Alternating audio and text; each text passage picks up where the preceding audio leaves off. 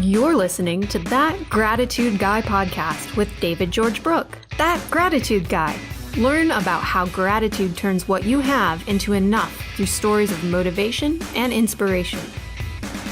Wherever you are in your life and whatever you're going through, That Gratitude Guy is here to help you achieve great things and live a happier, healthier life. Change the way you live today right here with David George Brooke.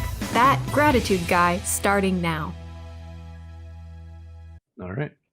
Well, hi, everyone. Welcome to That Gratitude Guy podcast. I am David George Brooke, your host, where my mission is to have guests that relate and recall moments of their lives that were propelled and energized by utilizing the power of a gratitude mindset.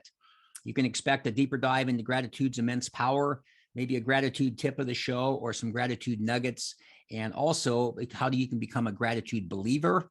And finally, one or two or three, maybe even four takeaways from my guests and from the show. My podcast is available every Tuesday morning at 5 a.m. It is downloaded on the Transformation Talk Radio Network and is available on Apple, Spotify, Google, and any other places where you get your podcasts. Please subscribe and give me a 5-star rating if you like what you hear. I appreciate that. And also, people ask me a lot about the gratitude journals, and to purchase a gratitude journal or to find out more about my gratitude coaching, speaking, group coaching, or one-on-ones, you can connect with me at thatgratitudeguy.com. So let me get on with the show with my favorite part of the show, which is my guest. My guest this week is Michael James. Let me tell you a little bit about Michael. This is as a little bit of his background. Noggin Branding, which is Michael's company, is a one-stop shop for all your marketing needs. This Noggin team makes marketing fun and drive actual retail and online business sales. How do we know? Because our business has been offering a holistic approach to marketing for 10 years with happy customers in every state. We were nominated Entrepreneur of the Year in Washington State due to our clients' business results and their growth due to our powerful marketing strategies. Noggin provides a full foundation of ongoing support for any size business. We build and manage websites, SEO, everything, social media management, and marketing services, and even packages for startups. We work with startups to large corporations and clients, and we keep delivering huge results that are pandemic proof. We build, customize, and create to drive and convert traffic to all of your platforms. And Michael is not building businesses and marketing organizations. He is out playing in his van and taking his cat out on adventures in his mountain bike, on his drone, and in cameras. I've seen many of those videos. If he is not getting lost in the mountains or on a hike, he's usually trying to get far enough away from civilization where he can get away from the Wi-Fi signal I was just mentioning. So, Michael, welcome to the show. Thanks for having me, David. It's great to be a guest, and I'm excited to see how the podcast goes. You bet. Well, I'm excited to have people hear your story. The way I always start out every podcast is it's just the way I started is tell people how you and I met. Tell the listeners. This is great. So from my recollection, I was invited from a Joanne Brewer from Take Shape for Life, and I was going down to speak on all this Noggin branding marketing stuff. And David George Brooke, that gratitude guy, was speaking, I believe, was it after me or before me? I can't remember. That's a good question. Somewhere around the same time. And so at the end of the, both of us after we had presented, I remember I was chatting with some people about the social media stuff because there was a lot of different topics that I had covered. And David had ran over and said, "Hey, I really want to work with you. I really want to get to know more about what you do." And so, I mean, for 10 years, I would say we've been pretty good buddies. And that gratitude guy has really scaled into a pretty big brand for you. And, you know, I don't remember you having a YouTube account, and I don't remember you traveling. And so now the lifestyle has really been grateful for you, huh? Well, and that's exactly how I remember it. And I think I mentioned this on occasionally on shows when people that I've met and have them on as a guest, is this idea that you meet people and you just immediately like them. And there's other people we meet and it's not that you don't like them, you just don't have the same connection. And the term that I use a lot, which I always felt with you, is like-minded. And you just meet like-minded people that are thinking about, you know, changing the world, making a difference, impacting lives, whatever term you want to use. And it's just fun when you meet like-minded people, because we all meet, with all due respect, we all meet some knuckleheads along the way, and that just don't have, I've asked some people, you know, what's your plan for life? I really don't have one. I go, oh, okay, that's fine. It's all right. So you are just a young fella, as I've threatened to adopt you many times because I'm putting together the paperwork to add you as my third son. But because you're so young, and just give the listeners a little background, maybe from college on, to how you got to where you are today, and kind of Yeah. update them on those last 10 or 15 years. Yeah. So honestly, David, an audience here, I've grown up with the internet. When I first used the internet, I was using the AOL disk.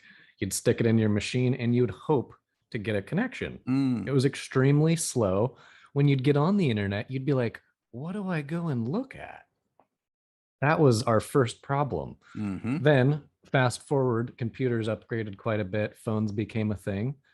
College hit for me. MySpace was a thing, but Facebook had really not hit when I had started college in 2000 and what year was that? It would have been 2005, 2006. I started college. Mm-hmm. And so smartphones with color were not out yet. Smartphones were bricks and they were just like a digital screen. It was black and white pretty much. Right. And there was no applications. It was like phone call, text message. You could get on the internet, but it was pretty archaic. It was brutal to go on a website because of, web design was not the same as it is today. And so when college came around, David, all of this internet stuff changed because then this thing came out and all these applications and Facebook and LinkedIn and all that. When I started college, Facebook was only for college kids. That's right. There was no your parents, your grandparents, your high school buddies weren't on there. It was only college kids. So you'd go on to your school, you'd find your classes, you'd find your teacher, and then you could see who the kids were in those classes. And then you could friend them. It was like a pyramid in a way. It was really interesting. When that came out, I saw that and like I went, oh, this is going to be huge. Like, imagine if a business got a hold of this and they actually, well, guess what? 3 years later, mid college, I was junior year, the Facebook pages became a thing. And then I was like, oh my gosh, you could actually run an internet marketing business off of just Facebook. But then say you package it with Twitter, and LinkedIn was a thing back then, and Pinterest was a thing, and YouTube, right? You and I were, well, that was before you and I met, but that was a big thing. It wasn't monetized to the degree it is today, but those things were emerging monsters. And I felt if you were able to package something like that and offer it as a service for someone that's looking to scale a new business, this digital service is going to be of value, whether they know it or not. I felt everyone was going to need this stuff to get more visibility for themselves, their brand, and their services, regional, national, whatever they were trying to do. So when the social media thing hit, I was like, oh my gosh, you're not just hitting someone like right down the street. You can go and find someone out of state. Let's go see what colleges are in Portland or New York or Florida or anywhere you wanted to go on Facebook. You kind of could. It was really open back then. So then as I got out of college, David, I was really into like very archaic web design. So like, HTML 5, 6, 7, 8, 9, 10. And so you were using Notepad, you were using like WordPress, you were custom coding, typing out every single sentence to build a website. Now today, you're dragging and dropping components. These sites are templated. You're moving titles and boxes and, e-commerce and, blogs and whatever you're trying to do. It's very different. And so I kind of started seeing and actually building all of that because you had to, wasn't automated. And then today, you can build that same website in a day or a week instead of a month or a year, what it would have taken back then. So I've really grown up with computers, all this social, all these social platforms, which there's a lot. And then all this website stuff. But what really tied it together for me to start this new marketing agency back in 2011, when no one in our area in Washington state was really offering all three of those services, I went out while I was in college. I was in my marketing capstone classes, and I was literally calling marketing firms in Spokane and Seattle. And I was going and vetting them and finding out what services they were providing to customers, how much they were charging, and then the results that they were getting. Mm-hmm. And then I came back and started Noggin branding as I was graduating college. So in 2011, I graduated in June. November 1st, 2011 is when I started Noggin branding.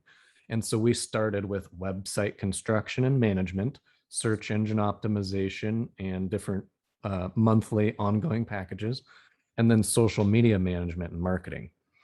And again, those were recurring monthly marketing packages. Right. We did all of the advertising and then all of the analytics. So we tracked every single conversion coming off of your Facebook or your website or your e-commerce. Mm-hmm. Interesting. So as I was, 6 months out of college, I kind of foresaw that this was going to be a substantial business, a substantial service that anyone would benefit from. Mm-hmm. There was no class I sat in. There was no TV show or YouTube video that said, this is the future, kid. You should go do this. Mm-hmm. This was fully self thought of. I didn't see, in the United States, there was a few firms doing it, but they had large employee databases. They had a lot of different specialized service departments. I was trying to be one guy offering all of those services and be good and skilled in that. Mm-hmm. A lot of people kind of laughed at me. That wouldn't be the first time people.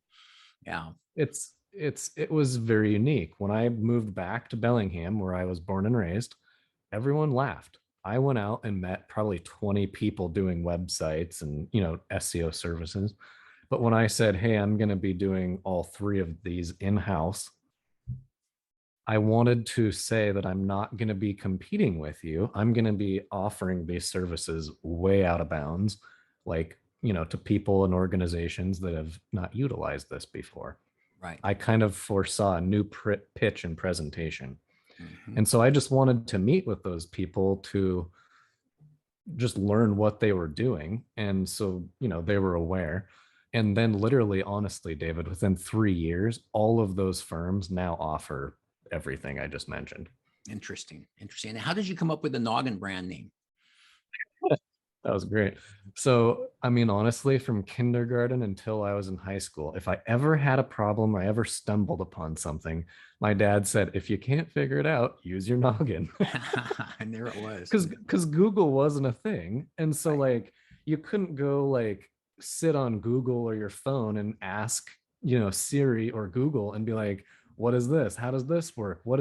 You'd have to literally go walk or drive to a library and go ask the librarian, how does a car work, or how does a computer work, or what is marketing? Right. It's so different. It's not even comprehensible to think back on my high school and elementary days. It's kind of laughable. And what was your degree in, by the way? So I had a minor in communications, a degree in marketing and operations management. So I stayed an extra year to complete a kind of a new offering of courses that I packaged together. So it was a marketing degree, but I'd added 2 extra financing and economics classes. So I kind of built my own degree out of that school. That's not, and I think too about when I'm thinking about Noggin, which is, well, we're in August, so you're just a couple months short of your 10-year anniversary, is because it was November 1st, 2011. But you talk about websites and SEO, social media, and so forth. One of the things I think the listeners might be curious about, especially being so close to it as you are, speak to maybe the changes of, you mentioned Facebook, you mentioned Pinterest. There's also Instagram, there's TikTok, there's LinkedIn, or some other ones. Talk about maybe the changes that some of those platforms have gone through. I mean, for instance, I hear Facebook as one example, Michael, is now it's more your grandmother's platform as opposed to Instagram is more the kids or TikTok or something. But speak a little bit about the changes those platforms have gone through. Yeah, it's honestly, it's, coming from MySpace to where MySpace was the only thing. And then Facebook hit so hard and quick in college. It was like wildfire. Like it seemed like within a week or a month, like everyone was just face down on these things. And you couldn't, the summer be the what was it, fall? Spring. So spring, everybody went home. These things came out. And then that Facebook thing went to an app. And then the next, after summer, everybody was buried in their phones. Right. So the whole experience of life, communication changed for me. And like, it was really obvious when you're walking down the campus because everybody's buried in their phones now. And it's been that way since, about 15 years. So, it's, for me, it's been learning and watching these different groups. And when I was in college, I was friends with many different groups, sports groups and study groups and math groups, all these different friend groups that I hung out with. And some people were really motivated in life. Some people had, personal, family, an outlook on life that maybe wasn't as positive. And so you were able to hear fears and frustrations and, opportunity, positive or negative, and you really got to like interact with all these different groups. But the funny thing is you got to see how they all interacted online, which was very different than when you were in person with them. Right. You know me on Facebook, drone, cat, van, dinking around and traveling, but really behind the scenes, I'm not doing that very often. I'm working a lot. I'm constructing these very interesting opportunities. Most people just know me as I go and play, and that's my life, and they don't think of me. And I think, Michael, that's a good point to have you make a comment on, is just take Facebook alone. I see social media, and as you said, I want you to talk about, and then I know there's Snapchat, there's a few others too, but talk about how those have evolved. But if you just take Facebook, and whether it's an older person's app or not, doesn't matter, I'm just fascinated by it. There's some good things it does, but in my humble opinion, there's some very bad things it does. There's a lot of things that the bullying and a lot of the things, the cyber stalking and things like this that have happened. And one of the things, and what made me think to ask you that is your comment on, is because of what you just said. I see you, even though we're good friends, I see the drone, I see the cap, but that's just a very small chunk of your time. And so here people present this picture of themselves on Facebook, which frankly, a lot of people could never keep up with. I'm traveling here, I'm in Hawaii, I'm in New York, I'm traveling around the world. And when in fact, somebody once told me that somebody takes all these pictures from one trip and then posts them every 6 months, like it's another trip. And I just thought, wow, there's a different side to that part of social media, isn't there? There is. And like all of these different platforms, they've all morphed in such a big degree. Facebook started with the college kids, it then opened to high school, and then it was parents, and then everybody. And so when that happened, like, people then were looking for other outlets. And so like Pinterest and YouTube and these blogs and Twitter, and so these other platforms got a big hit too.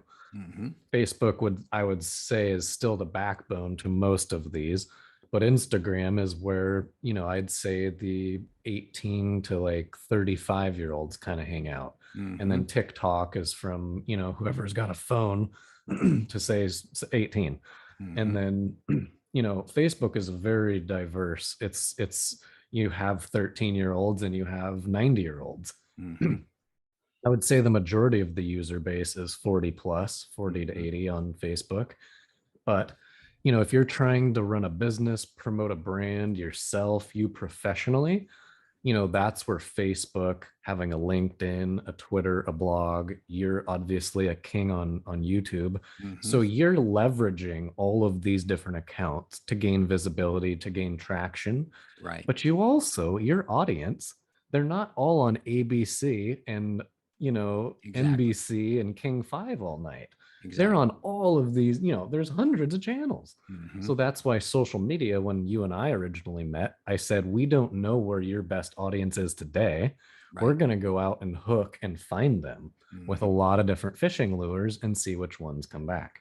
So that's why I said, let's blow up the Facebook. Let's do Twitter and LinkedIn and grow that YouTube and build those foundations. In fact, actually, I was thinking, if memory serves, when you and I did meet, weren't you doing a presentation on constant contact or email marketing? Was that?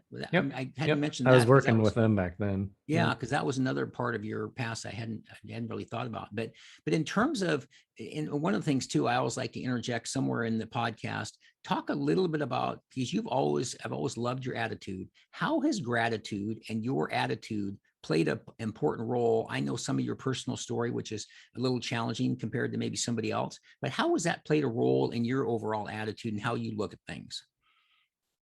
Yeah, I mean, you can look at the glass half full or half empty. And I've lived a life of, I've had to do a lot of self-education and a lot of self-gratitude and self-appreciation to show up in this positive space and this supportive space, because people really ask a lot of you, as you know, as a coach and consultant, and you're providing a mindset, a lifestyle, a way that they can construct themselves and they can show up personally, professionally, and in business. For me, when you stick out a website and you say, hey, this thing's going to grow your business, if it doesn't, who gets the phone call? It's me. Right. We got to fix this thing. You're costing me money. You're losing my employees. We have to furlough people. On the opposite end, you have the best performing thing that you never knew you could have. And that's where we are the transformation experts. But in that process, you have to have total gratitude for who you're working with and yourself, because if you can't show up with full gratitude, you can't do that for your customers and clients. And so for me, gratitude, spirituality, religion, whatever you want to call that in your space, I'm just going to say I'm very open to anything. And for me, it's been looking at what's in my life, what works and what doesn't. When I look at what works, I dive in on the gratefulness. I woke up in this beautiful apartment. I got to shower. I got to hug my cat. I got to make breakfast. I have a computer. I have a business. I'm breathing. I can smile if I choose, right? Yeah. It's really how you choose to show up in a lot of aspects. Even if I got punched, someone walked in the door and knocked me out right now, I'd wake up and be like, what the F was that? But I'd be like, was it my thing or was it their thing, or like, well, and it's so important. There's a lot of ways to look at things. It's a choice, and you make a choice every day. I make a choice every day. And it's just interesting how there's certain people, you said it's used many times, glass half full and empty, which is very true. But there are just certain people that you hang out with, or I hang out with, that are just positive people, which I just, the rising tide raises all boats. I just feel better. And there's certain people I notice that after you talk to them, you feel better. And then there's other people after you talk to them, you don't feel that good. And, maybe it's like one exercise I do, the association evaluator. Maybe it's time to reevaluate that association. And the person that you don't feel as good, maybe you should limit your time with them a little bit too. But one of the things I want to get to is the last 10 years, from the time that I met you to now, have been just fantastic for somebody who's starting in his early mid 20s to now early mid 30s. So if there's somebody listening out there that's around that age of 18, 20, 22, in seeing the success you've had in this last decade, what would you tell them, or maybe one or two or three tips from Michael? Here's some things you could focus on if you want to do a route that's similar to mine. Yeah, it's really finding something that you're passionate about. And honestly, I really love computers. I really love the idea of marketing. I really love the idea of communicating that to customers or potential customers. And so whatever it is, whether you like video games, or you want to be a YouTuber, or you want to be the biggest coach and consultant in the United States, or you want to be the best bus driver in your community, it doesn't matter. It's whatever you set your intentions to. And if you create a roadmap, a foundation, step 1 through 10, if I want to start the bus driving academy, or if I want to be a dentist, or I want to be a marketing consultant, what do those steps look like to do that? Right. Luckily, you don't have to go to the library. You can sit on your phone and Google and have everything in the palm of your hands in minutes or hours if you want. You get to like look into so many different things in minutes or hours if you want. If I wanted to change industries and be a dentist tomorrow, I could do so because it's literally all online. Yeah. I could call a few people and ask, but really it's finding what you're passionate about, what you want to do. And if you see yourself doing that for hopefully more than 1, 5, and 10 years, Yeah, exactly. I love the 1, 5, and if 10. if not, have that pivot point in 2 years, 5 years, or Yeah. 10 years to Yeah. the other idea or the next idea, right? And I do like the 1, 5, and 10 because 1 is the obvious immediate one, 5 is kind of mid range, and 10 a little bit longer, but still something to shoot for. Maybe it's somebody buying a house or starting a business or something might take some cash. But one of the things, and I'll bring this up every once in a while, it's a little statement of 3 lines that I really like is how to make your dreams come true. And you talk about finding something you're passionate about. And this says a dream written down with a date becomes a goal. And then a goal broken down into steps becomes a plan. And then a plan with action taken makes your dream come true. And so it really is figuring out what it is that you want to become passionate about, setting your intention, you said, and the roadmap is kind of like putting that into steps and then taking those steps into an action plan and then taking action. And maybe there's 100 steps or 100 pieces of action. So you do 10 steps, 10 pieces of action a week for 10 weeks. And at the end of 10 weeks, there you are. So important. But I think one thing I love to ask this to my guests, and especially somebody like you too, because I'm always curious about their answer, is that Michael James, very motivated, talented, energetic, great attitude, et cetera, et cetera. Where do you think your motivation came from? It's that passion of what I really enjoy. I really like to work on computers. I really love the idea of marketing. And for that, it gets me out of bed in the morning. It makes me hop on the phone. It makes me do podcasts. It makes me go out in the community and ask questions. How can I help you? What does your business need today? Is there something that you might need in a year? And so I ask a lot of questions. Whether it comes back to me today, tomorrow, or a year, it really doesn't matter because you're out there and you're creating these opportunities. If you don't, and you just stay in your little box, no one's ever going to know about you. Yeah. If you don't have a Facebook, if you don't have a website, if you don't have these things, it's really hard. And those are free. They're online. You don't have to go face to face if you don't want. That's the great thing of the internet. Right. And it's interesting. Think of your position. You could have clients all over the United States. Oh, now and you can just do Zoom. Unbelievable. And then as a result of the pandemic, certainly Zoom. I've gotten so used to Zoom now, although I had a day yesterday with 5 or 6 Zoom calls. And of course, the new term zoomed out was kind of appropriate for me. I'm like, wow. But there's something about one guy was in Australia, another gal was in Minnesota, another one was in Florida. And the fact you're side by side, looks like we could be having coffee in Bellingham, together, you and me. It's just so amazing and stuff. But no, I think finding what you like too, and the word passionate came up quite a bit. And that's why I'm always with guests on the podcast that go from their 20s or 30s like you up to 60s, 70s, 80s.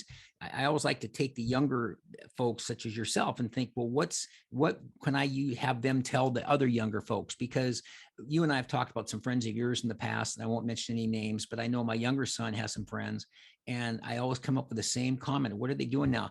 They're pretty much playing video games and smoking dope. And I thought, wow, so I'm not here to judge them. That's not my role, but I am curious about where the motivation comes from. And when you find something like you mentioned, the computers, and you got a mind for that, and then you kept expanding it. And then I want to do this and I want to do that. And I want to do SEO and I want to do social media and website design and all those kinds of things. It's just, I did a video the other day, if it's a have to or a get to, and if you have a have to, that's too bad, but see if you can make it into a get to. And even I was thinking about some editing and things I have to do this afternoon, but I get to do it. And so it's a choice that I make. And so nobody's telling me I want that editing done by 4 o'clock. So it's really neat because basically as far as I know, your entire life, you've been an entrepreneur. I mean, it's really never been the so-called traditional job that you did somewhere else, did you? I've done like 2 or 3 little random jobs. 2 were forced from my parents, and then the other one was because I got to test a really unique business opportunity at this radio group. And it was really hard to turn down. But the the motivation for me is it comes from enjoyment, it comes from passion of interacting with people like yourself. And think of the 9 years since you and I met. I love to see the results. Yeah. I am a results driven person, and I love to see like what David does on a daily, weekly, monthly basis. Yeah. Yeah. You're pumping out content, man.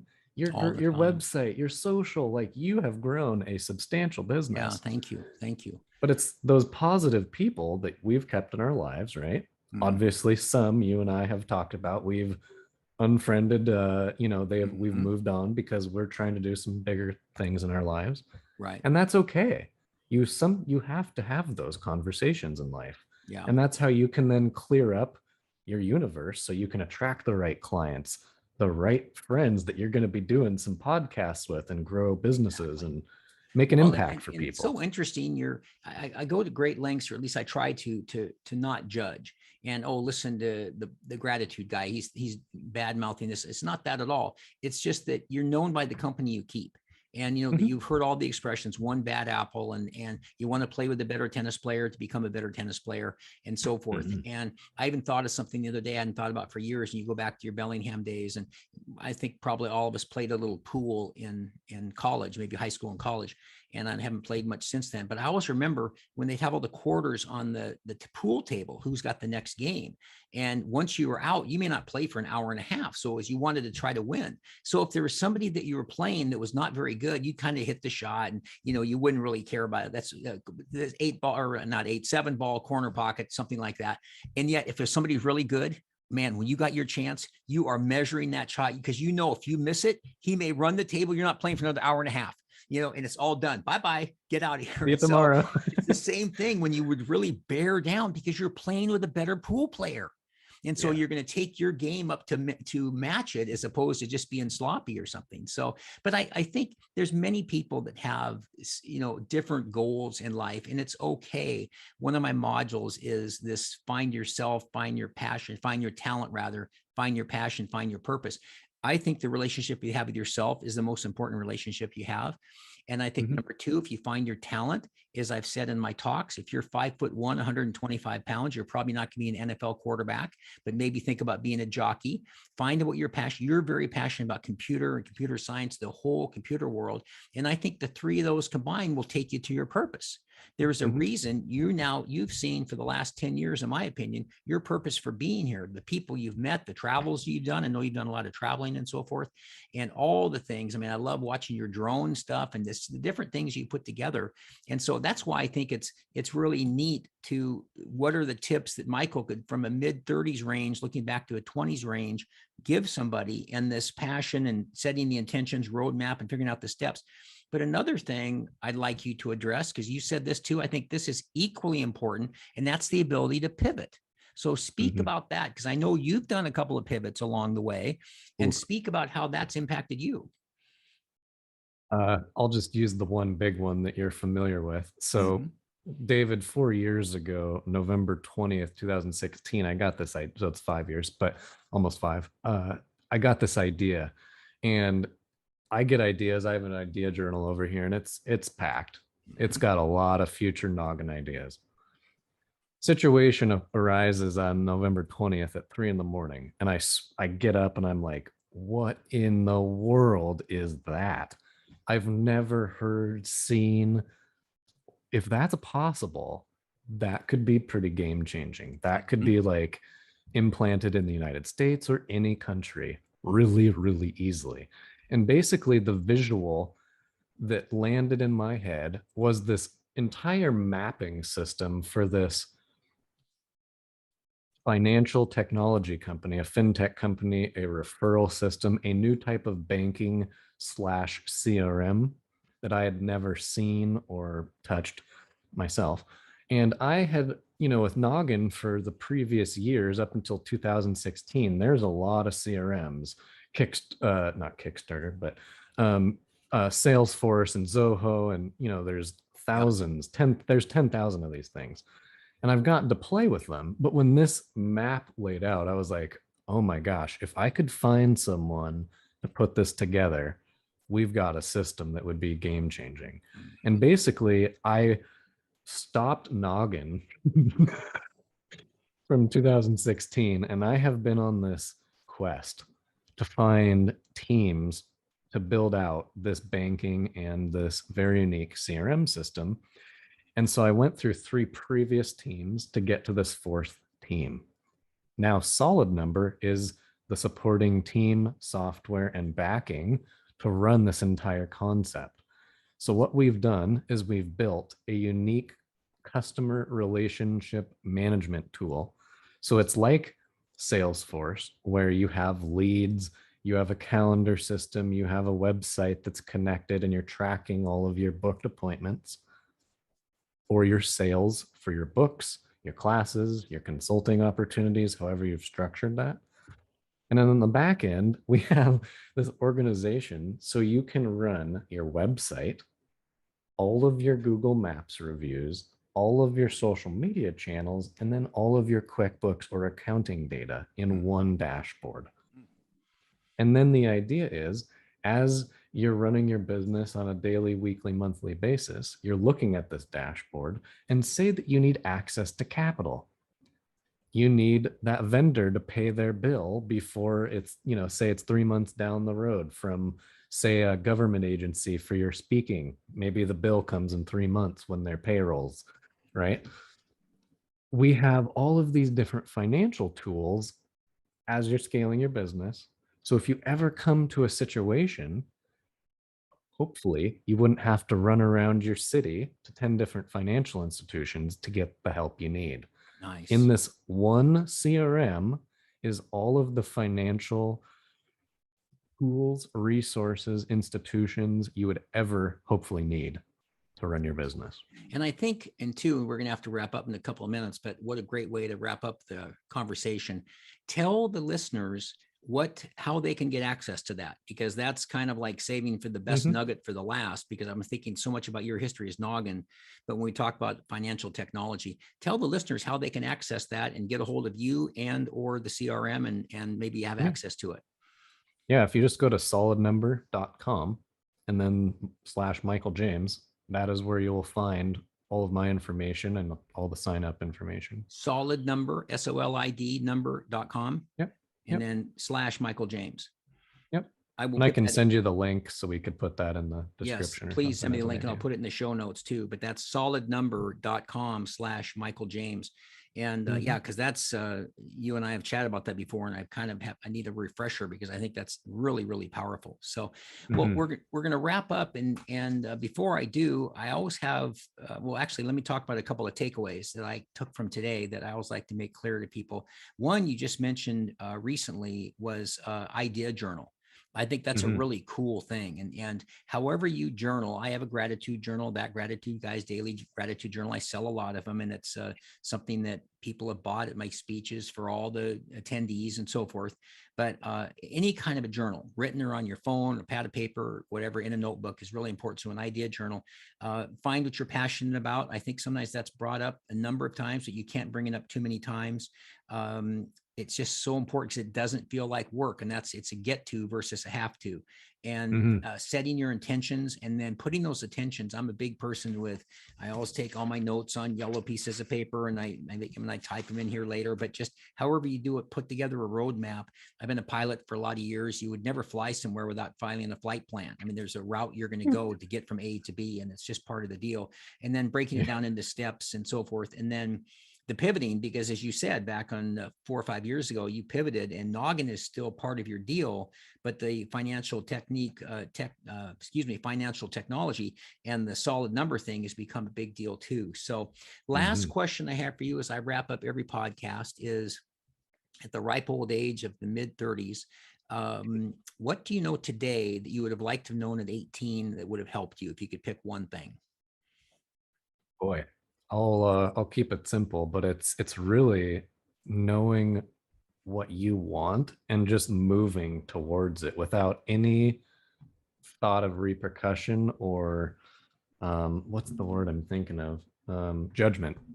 Just there's no fear of judgment. You just move like a hot knife through butter. Whatever you want to do, move on it. Don't think anything, just do it. Put a plan and do it. I really like that, knowing what you want and moving towards it with no judgment and basically just do it. There's I mention it occasionally, there's the 5 regrets of the dying. And I'll bring this up when somebody mentions something, that these were people all interviewed in their 90s. And one of the big ones is I wish I had taken more chances. And in this case, knowing what you want and moving towards it with no judgment, just do it. Another one was, of the 5, is I wish I'd lived a life more true to myself than what others had for me. Hence, your parents wanted you to be a doctor and engineer, and then you weren't, were so disappointed. But if you know what you want and then move towards it. So that is excellent. Well, Michael, thank you so much. Thank you. Yeah, thank you for everybody. You bet. And thank you everybody for tuning in. A couple of last reminders. As I mentioned earlier, my podcast is available every Tuesday morning at 5 a.m. on the Transformation Talk Radio Network, and is available on Apple, Spotify, and Google. Please subscribe and give me a 5-star rating if you like what you hear. And I always appreciate that. Purchase a gratitude journal, and to find out more about my gratitude speaking or coaching, you can connect with me at thatgratitudeguy.com. A lot of people like to get my Monday morning minute. I send out a 60-second video every Monday morning to a lot of people. And if you're interested in getting that, go to your text button and type in 22828. That's 5 digits, 22828. And in the message box, type in Gratitude Guy, and that'll get you connected with my Monday morning minute. And then also an exclusive for my podcast listeners, I'm offering my 3-month proprietary gratitude coaching program with an extra month of coaching free of charge. So just email me and let me know you heard about that through the podcast. And finally, thank you so much for tuning in. I appreciate all you listeners and viewers. And until next time, I'm David George Brooke, That Gratitude Guy. And remember, be grateful and never quit. So long. Thanks, Michael. Thank you. Thank you for listening to That Gratitude Guy podcast with David George Brooke, where living with gratitude turns what you have into enough. Transformation starts now, and you have everything you need to achieve great things. In a world that is constantly changing, there is motivation and inspiration right in front of us, and you can find yours right now. Don't wait. Visit thatgratitudeguy.com to get started living with gratitude today.